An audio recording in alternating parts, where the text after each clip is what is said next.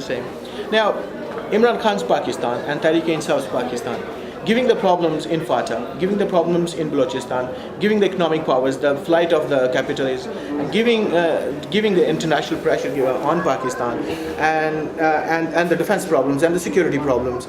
Given all that, how will Imran Khan and Tehreek-e-Insaf will tackle those problems? Well, I'm more and more convinced that only Tehreek-e-Insaf can bring about a reform and change, a peaceful change in Pakistan. Number one, Tehreek-e-Insaf is perceived to be a democratic party, and which is a sovereign party, is not subservient, does not think that the road to Islamabad is by getting a no objection certificate from Washington first, like every party does in Pakistan. So only that party will have credibility to then talk, hold dialogue with all the militants. You see, not all, in fact, the vast majority of today people who picked up guns had nothing to do with Al-Qaeda or Taliban. This is the reaction to Pakistan's army blundering into the tribal area to please their American masters who were paying them, and they have, by what they call collateral damage, in other words, killing innocent women and children, what they have done is that they have turned the people of the tribal area against the Pakistan army, which is perceived to be doing America's dirty work. And so the only way to deal with it is not through helicopter gunships and more bombs. The way to deal with it is through dialogue. If Hamid Karzai today talks about talking to Mullah Umar, why are we not talking to our people? Exactly. And if they think that this mess they have made, the Americans and Pakistan army, because of Musharraf, if they think this is going to be cleaned up in a matter of weeks or months, they are sadly mistaken. It took them 4 years to make such a mess.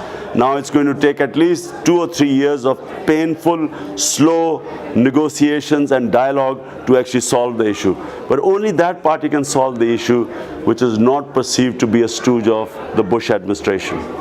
In economic policies, at the moment we see in America is in a big trouble, and there's about $700 billion being injected into American economy. Well, that's only a patch of the problem, and it looks like, according to Ahmadinejad, the Iranian president, according to him, this is the empire at the end.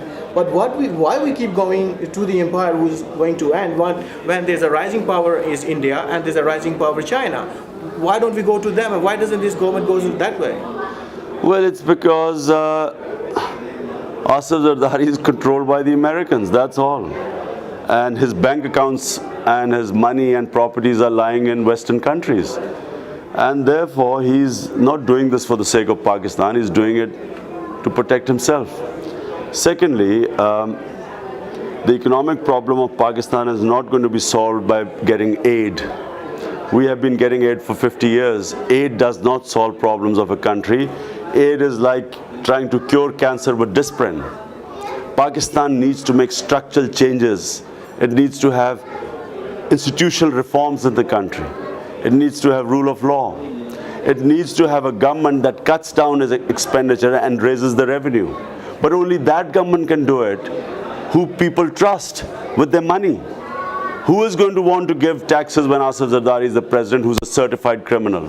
Who's going to give money to the Pakistan government when they know that the government is completely corrupt? People will only give taxes if they know that the taxes benefit them and the government is responsible and the government is not wasting their money as all these governments do with big prime minister houses and president houses costing billions of rupees, taking 60, 100 people for Umrah on their people's tax money. Asif Zardari took 60 people to New York on what was an unofficial visit. Why would people give taxes? People give taxes when they know their taxes are being spent on them. And whoever is spending the taxes is careful that this is a precious money of people who are not very well off. And so therefore they will give taxes to that government that spends the tax money on them, that lives an austere lifestyle, that leads from the front. First, all the government ministers pay taxes themselves, then they will ask other people to pay taxes. How much taxes has Asif Zardari paid? He's got $60 million which are in Swiss accounts. How much taxes has he paid? Look at his tax reforms. Look at his tax returns. What is his source of income? How much taxes? What is his Has he declared his assets?